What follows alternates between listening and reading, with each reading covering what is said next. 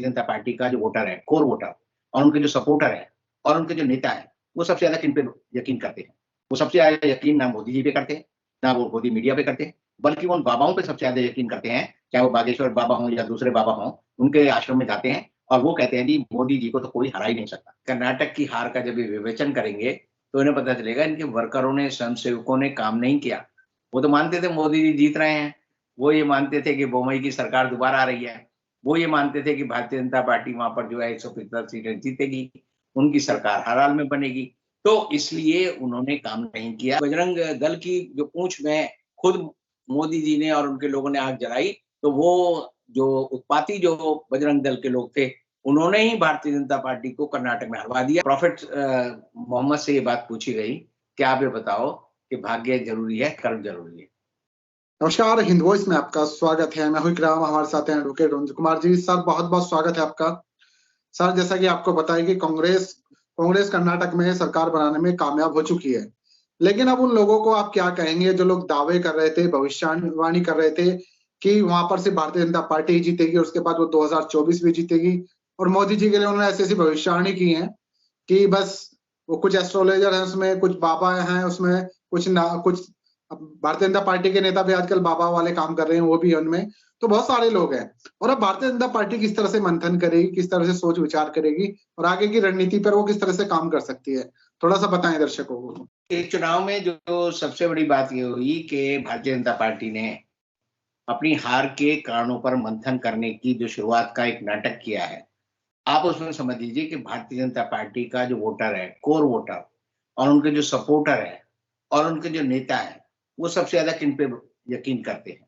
वो सबसे ज्यादा यकीन ना मोदी जी पे करते हैं, ना वो मोदी मीडिया पे करते हैं, बल्कि वो उन बाबाओं पे सबसे ज्यादा यकीन करते हैं, चाहे वो बागेश्वर बाबा हों या दूसरे बाबा हों, उनके आश्रम में जाते हैं और वो कहते हैं जी मोदी जी को तो कोई हरा ही नहीं सकता। अब कर्नाटक के चुनाव से पहले मैंने यूट्यूब पे जितने भी चैनल हैं उन्हें खोला, तो आचार्य सलील हैं, वो कहते थे कि हर हाल में जो है मोदी जी की सरकार जो है कर्नाटक में बनेगी। एक मयंक शर्मा है, जो लगातार घोषणा करते थे कि मोदी जी को कोई हरा नहीं सकता। इसी तरह आप देखेंगे कि एक अशोक बत्रा करके हैं, बंत्रा उन्होंने अपना नाम रख रखा है, वो कहते थे मोदी जी की सरकार हर हाल में बनेगी। एक दूसरे हैं मिस्टर निशांत भारद्वाज, वो आज भी घोषणा करते हैं कि मोदी जी जो है 2032 तक जो है देश के प्रधानमंत्री रहेंगे। और इसी तरह के आप देखेंगे, किसी भी चैनल में चले जाएंगे तो मुकेश शर्मा मिलेंगे, मयंक सेठ मिलेंगे। ये सारे लोग जो है ज्योतिष की आड़ में एक ऑरा इकट्ठा करते हैं, एक ऑरा बनाते हैं कि मोदी जी को उनकी ज्योतिष की गणना के हिसाब से मोदी जी कभी हार नहीं सकते। और ये हारने की जो घोषणाएं हैं, ये जो उनकी पत्री और इनकी यूट्यूब चैनल जो है, मैं तो एक में हैरान हुआ कि उसकी जो लोग उसको सब्सक्राइब करते हैं, वो 22 लाख लोग हैं। 22 लाख लोग वाले ने आचार्य सलील ने ये कहा कि मोदी जी जब प्रधानमंत्री रहेंगे तो 2024 के चुनाव नहीं होंगे, यानी 2024 के चुनाव नहीं होंगे। ये बात लोगों के दिमाग में वो डाल रहे हैं, बोले कुछ ऐसा होगा कि 2024 के चुनाव में। अब जो लोग संविधान को जानते हैं, जो ये जानते हैं कि किस तरह देश में लोकतंत्र काम करता है, जिनकी लोकतंत्र में आस्था है, जो जानते हैं कि चुनाव जो है इनएविटेबल है, चुनाव हर हाल में होंगे, उनको जो है ये लोग बरगलाते रहते हैं। और इसीलिए आप देखेंगे, चाहे बागेश्वर धाम वाले बाबा हों या जितने और दूसरे बाबा है, मैं नाम नहीं लेना चाहता, उनके यहाँ बड़े बड़े आश्रम में भीड़ जुटती है। आश्रम बापू भी यही काम करते थे, जो राम रहीम थे वो भी यही करते थे, और दूसरे बाबा भी यही करते थे कि लाखों करोड़ों लोगों को बुला लेते हैं और वो कहते हैं कि मोदी जी की तो किस्मत में लिखा है कि इनकी ये रेखा बता रही है, ये वाली रेखा, कि ये देश के प्रधान। और वोटर जो है वो उससे प्रभावित हो जाता है। वो कहता है जब उसकी किस्मत में ही लिखा हुआ है कि वो प्रधानमंत्री रहेगा, तो हम उससे क्यों बैर लें, कि जिसके साथ साईं उसके साथ हम क्यों अपनी जो है जगह खराब करें। तो ऐसी स्थिति जो है, भारतीय जनता पार्टी ने ऑरा इकट्ठा किया। और इसीलिए आप समझिए कि कर्नाटक की हार का जब ये विवेचन करेंगे, तो इन्हें पता चलेगा इनके वर्करों ने, स्वयंसेवकों ने काम नहीं किया। वो तो मानते थे मोदी जी जीत रहे हैं, वो ये मानते थे कि बोमई की सरकार दोबारा आ रही है, वो ये मानते थे कि भारतीय जनता पार्टी वहां पर जो है 175 सीटें जीतेगी, उनकी सरकार हर हाल में बनेगी।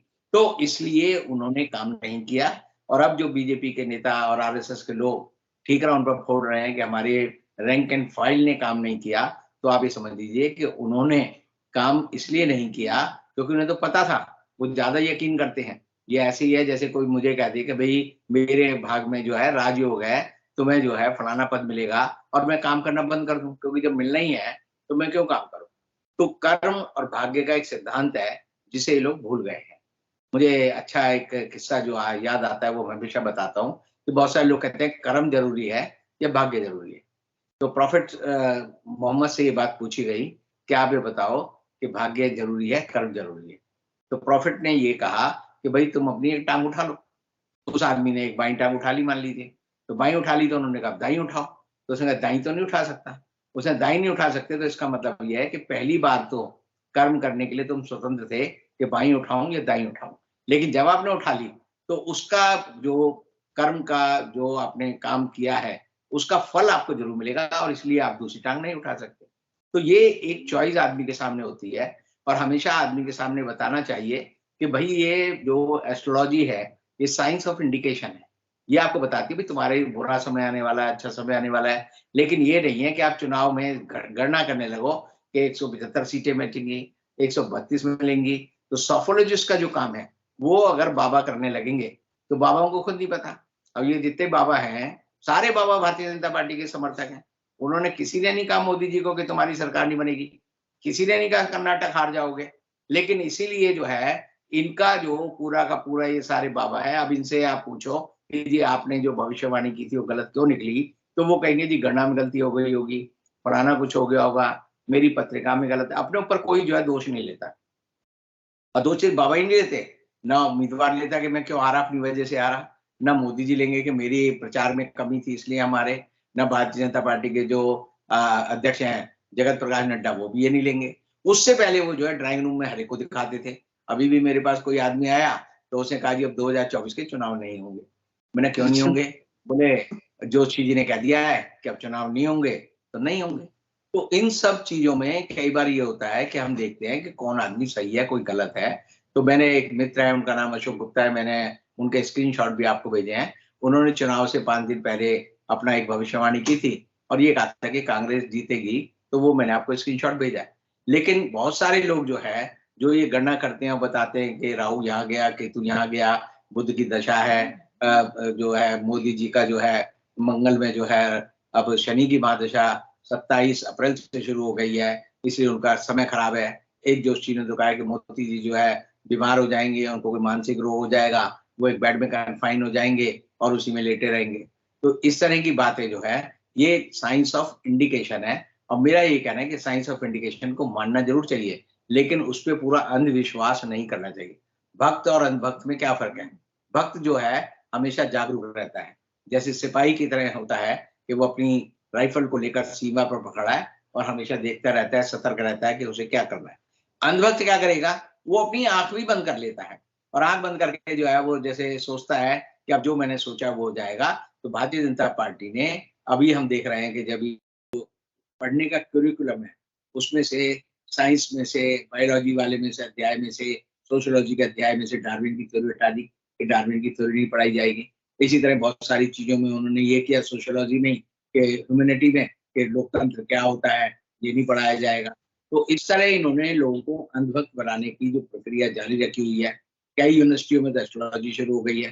पहले जो है इलाहाबाद यूनिवर्सिटी में उसकी पढ़ाई होती थी, मदन मोहन मालवीय विश्वविद्यालय में। अब बहुत सारी जगह शुरू हो गई, उनकी डिग्री देने लगे। तो इन सब का मेरा ये कहना है कि भारतीय जनता पार्टी ने लोगों के भीतर तर्क की जगह भक्ति की जो भावना शुरू की है, उसका नुकसान ये होता है देश को कि विज्ञान जो है उससे हम दूर जा रहे हैं और विज्ञान से दूर जाने की वजह से देश में जो है विकास नहीं हो रहा, हम आगे नहीं बढ़ रहे।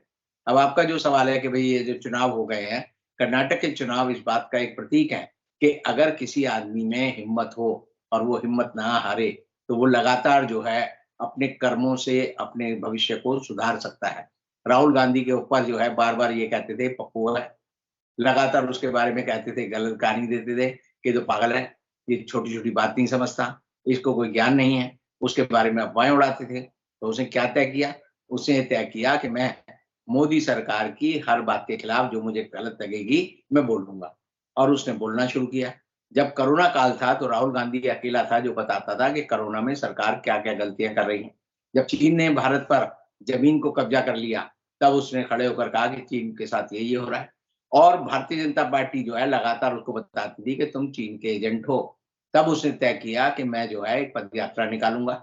उसने कन्याकुमारी से कश्मीर के जो घंटाघर है, वहां तक उसने अपनी पदयात्रा निकाली और वहां पर जो है लाल चौक तक पदयात्रा जो निकाली, उसके बाद उसके बारे में जो ऑरा बना, उसने जो मेहनत की, उसके बाद जिस तरह वो कैम्ब्रिज गया, वहां पर जाकर उसने भाषण दिया और भाषण अंग्रेजी में दिया।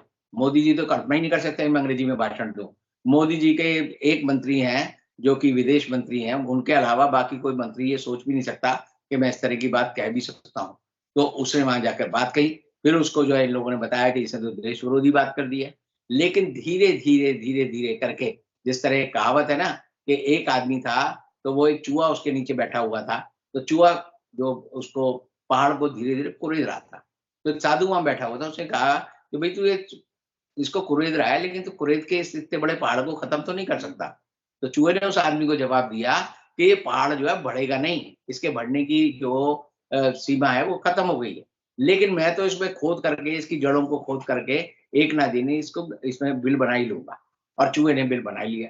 तो आप इस बात को समझिए कि भारतीय जनता पार्टी को लोगों को अभी भी समय है कि वो लोग अपनी जो है, अपनी हार के कारणों का अगर पूरा अपना विचार करें, तो उससे पता चलना चाहिए कि उसकी हार क्यों हुई।